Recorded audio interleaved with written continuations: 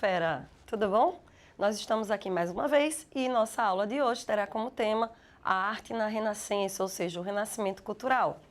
O Renascimento Cultural, ele foi um fenômeno que está bem ligado àquele finalzinho de Baixa Idade Média que a gente verificou, né, nas aulas anteriores, onde aconteceu o renascimento da atividade comercial, o renascimento urbano e, principalmente dentro das cidades, o aparecimento de instituições de ensinos laicas, ou seja, desvinculados à formação de padres e sacerdotes, né? Essas universidades, elas ministravam cursos, né, principalmente teologia, medicina, direito, que foram os primeiros cursos que surgiram, e provocavam uma discussão maior acerca do conhecimento. Isso acabou refletindo também nas manifestações artísticas, certo? Com o aparecimento de uma prática na hora de você exprimir a visão de mundo um pouco diferenciada da Idade Média, que estava mais centrada no aspecto teológico ou religioso. A gente pode dizer que o Renascimento foi um fenômeno que teve nascimento na Itália. Por que especificamente na Itália, Carol? Porque é o seguinte, a gente viu que durante as cruzadas, as cidades italianas, até pela sua posição, por ser sede da igreja, serviram como ponto de partida, digamos assim, dos cruzados durante a tentativa de conquista de Jerusalém. Esses cruzados, que principalmente voltavam do Oriente, traziam muita influência cultural oriental e esquentaram a atividade comercial, principalmente em cidades como Gênova e Veneza, que são cidades portuárias. Essa influência oriental acabou repercutindo também no conhecimento, né? No Oriente, a gente sabe que a cultura oriental ela é extremamente rica, ela é extremamente vivaz durante a Idade Média e, principalmente, ela conservava muito das antigas manifestações culturais da Antiguidade Clássica. Uma característica típica do Renascimento é exatamente esse resgate da Antiguidade Clássica, ou seja, da visão grega e romana. Agora prestem atenção, não significa que o homem renascentista ele se tornou ateu, pagão, digamos assim. Do ponto de vista religioso, ele mantinha as tradições religiosas da Idade Média, ou seja, ele era cristão, né? Ele ainda frequentava a igreja. Agora, a gente viu que existia uma nova visão religiosa da relação entre homem e Deus. Nessa nova visão, típica da Baixa Idade Média e no Renascimento, o homem era valorizado porque ele era obra-prima de Deus. É o que a gente chama de antropocentrismo, o homem focado mais em questões terrenas do que questões espirituais, ok? Bom, esse homem renascentista italiano, ele tinha outras vantagens também, por isso que o movimento nasceu na Itália. A Itália era um porto comercial importante, então havia muito contato com o Oriente e troca de informações através da atividade comercial. A própria região romana tinha sido área sede, né, do Império Romano, então era só você andar pelas ruas de Roma e você teria automaticamente a inspiração necessária, né? Obras arquitetônicas continuavam lá, como por exemplo, né, que todo mundo fala, o Circo Romano, certo? Então estava tudo lá à mão do homem italiano. Bom, algumas características desse movimento renascentista são o seguinte, a gente já viu a filosofia humanista e o antropocentrismo. Nas artes, outras coisas que eram valorizadas, eita, enrolei a língua, são, no caso, o racionalismo, porque a ótica era o seguinte, se o homem é obra-prima de Deus e a razão é que nos diferencia dos animais, então a razão ela é um presente que o homem deve utilizar. Então eles passaram a ser mais críticos, né? Buscaram explicações mais científicas. É por isso que o renascimento cultural tem uma vertente científica, o chamado renascimento científico, que a gente vai ver já, um pouquinho mais tarde. Outra característica é o naturalismo, ou seja, a valorização da natureza. Por quê? A natureza, ou seja, a physis, era uma das preocupações, a gente já viu, dos filósofos gregos, certo? O entendimento de como as coisas são formadas, como funciona o mundo natural. E esse naturalismo se expressa nas artes com a valorização de ambientes abertos, ou seja, cenas bucólicas ao ar livre, sem, claro, esquecer também a cidade, o ambiente urbano, e também através do nu artístico, o homem visto de sua forma mais natural.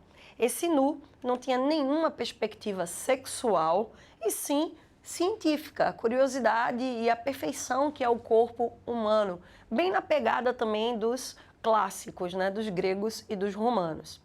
Bom, há um resgate também da filosofia clássica, com o surgimento, nas primeiras épocas do Renascimento, por exemplo, do neoplatonismo, ou seja, uma nova visão da filosofia platônica, certo?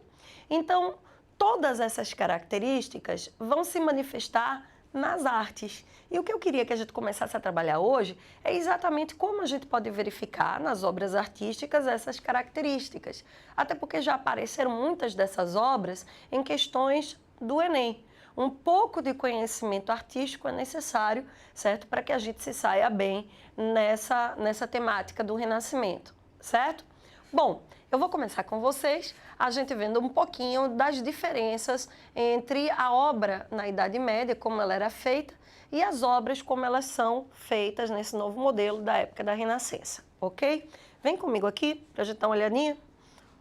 Seguinte, na Alta Idade Média, o que a gente percebe, por exemplo, por essa obra, são algumas características bem importantes. Em primeiro lugar, aqui você tem a imagem... Opa! Vamos lá, todas as vezes eu esqueço. Pronto. Você tem a imagem, né, de São Francisco de Assis. Uma característica das obras medievais era exatamente essa valorização de ícones religiosos, até porque a arte na Idade Média, na Alta Idade Média, ela tinha a função didática, ou seja, transmitir para os fiéis algo que a igreja precisava ser transmitido. Outra característica é que geralmente as obras, elas não envolviam apenas um quadro, elas tinham multi-imagens. Por que isso? Exatamente para atingir esse fim didático. É como uma historinha em quadrinhos. Ela vai contar uma trajetória de um mártir religioso, nesse caso, São Francisco de Assis, certo? Então era muito típico você verificar na arte essa característica de mais de uma imagem retratado em um só ambiente. Outra característica eram as cores. As cores dos mártires, dos santos, elas eram destacadas. Então, elas tinham que ser um pouco irreais. Então, o artista não se preocupava, por exemplo, de fazer o tom de pele verossimilhantemente ao tom de pele de um ser humano. Era muito comum você perceber, por exemplo, a tez um pouco mais dourada. Essa obra você percebe um pouquinho, né? Ela está um pouco desgastada com o tempo, mas você já percebe que é um tom um pouco mais para o dourado.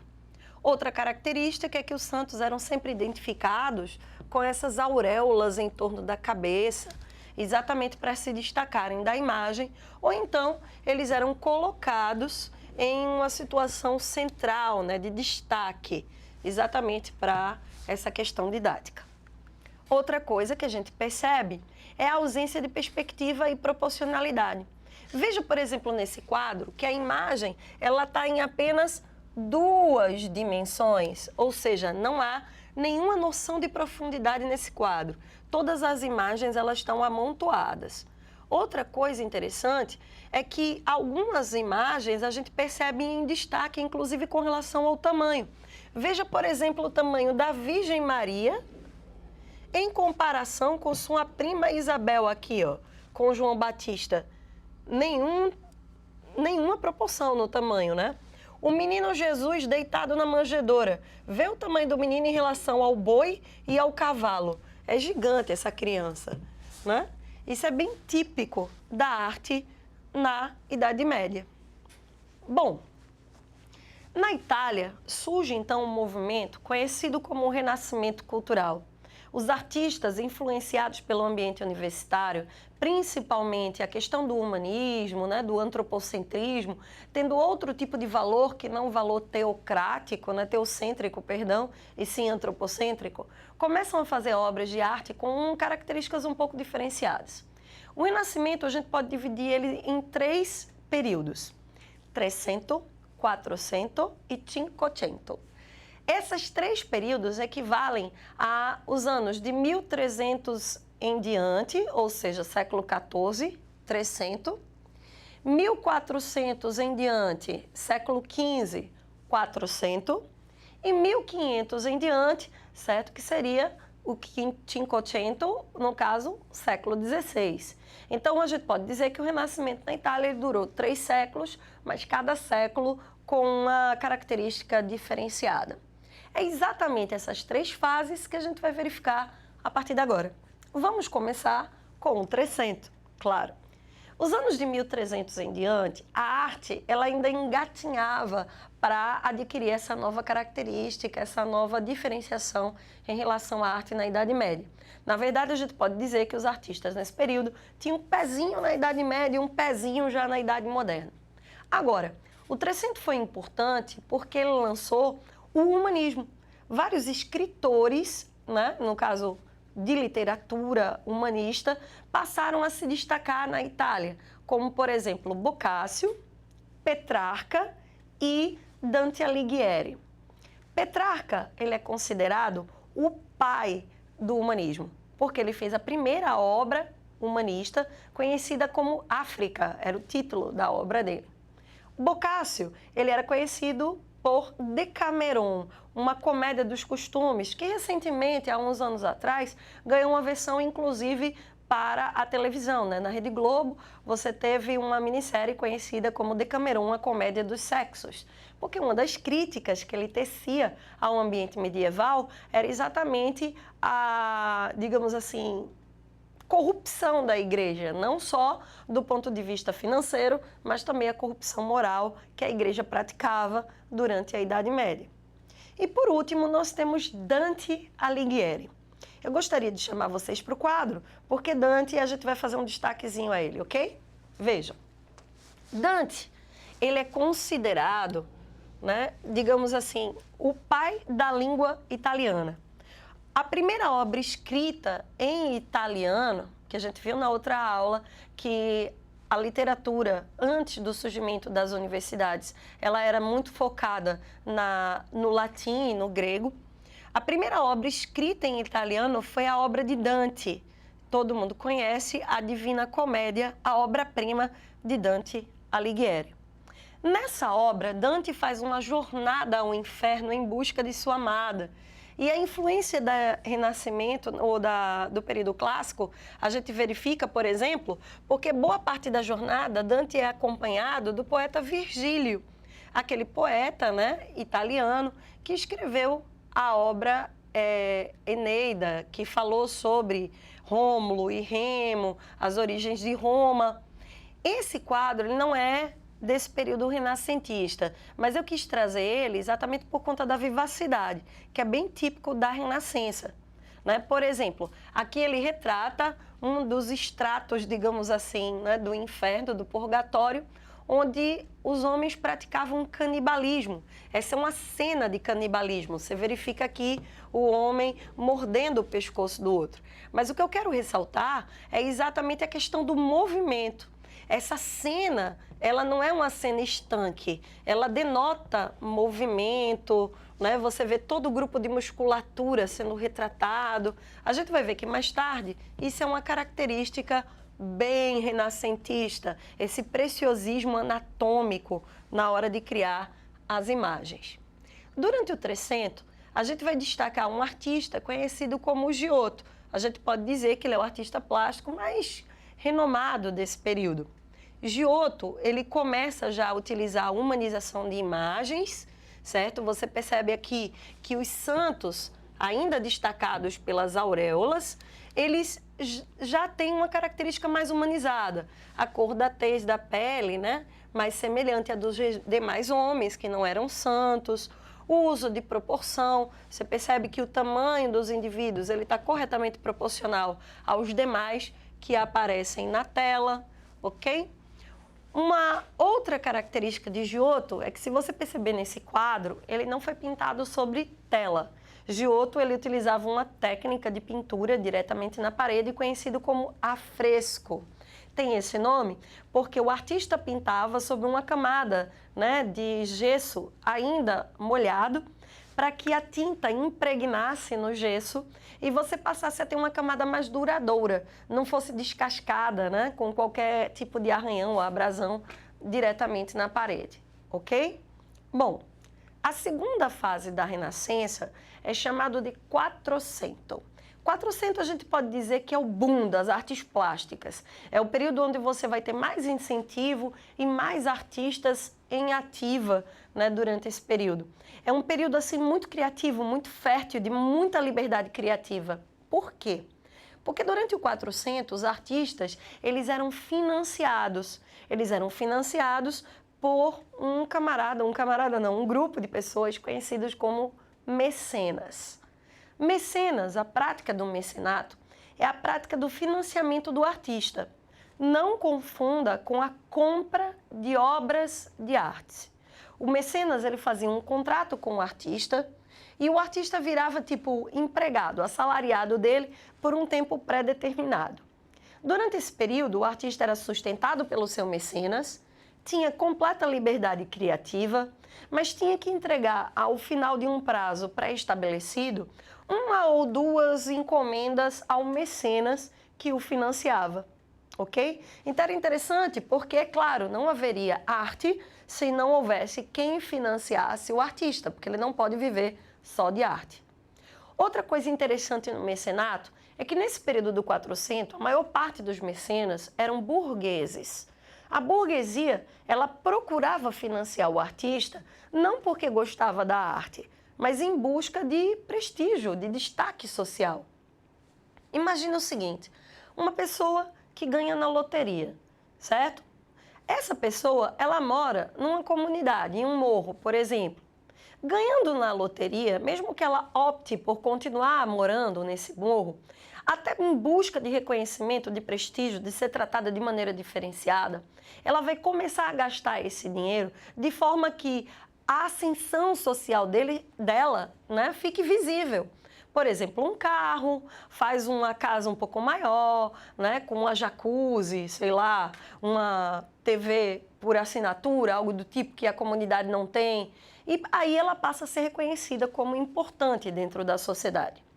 Nessa época, a burguesia enriqueceu muito, mas ainda não tinha poder político. O poder político está atrelado àquelas famílias tradicionais que têm posse de terra. Então, uma forma da burguesia se autopromover era exatamente gastando o seu dinheiro em coisas que visivelmente chamassem a atenção para a sua riqueza. Como nessa época não existe jacuzzi, carro importado ou TV por assinatura, a burguesia então financiava as artes.